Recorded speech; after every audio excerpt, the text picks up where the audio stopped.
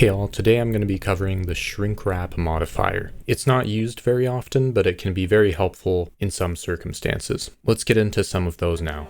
It's pretty useful for covering objects. So if I take a plane like this and subdivide it 7 times, and then I go to deform Shrinkwrap, and then select the car here, it's starting to do something here.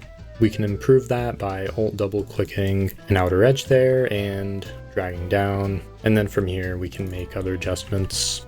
We can also add an offset and then just scale it a bit, change these settings, and you can see that for the most part it does a pretty good job of covering the car.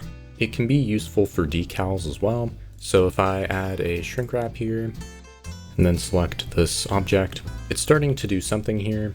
If we add more detail, that'll help. So just drag this down, drag this over, and then add another loop cut there. Drag these down, and drag this down just a little bit, and then add a slight offset. As you can see, the shrink wrap is accurately wrapping around the objects here.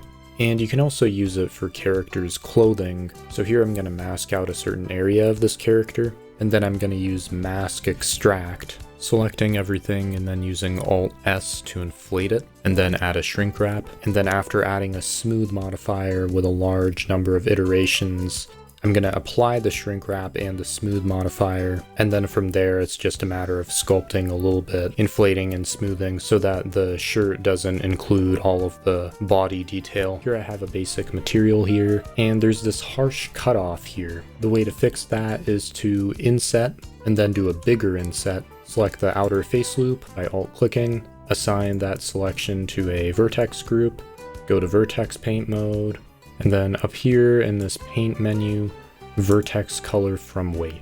We can change the name to color. And we can add that to the material using an attribute node, setting the name to color and multiplying it for the alpha. You might have like 3 separate objects that you want to shrink wrap onto. A good solution to that is to basically duplicate the 3 objects and then apply any modifiers, join the objects, and then shrink wrap onto this object, and then move the 3 original objects back once you've shrink wrapped onto here.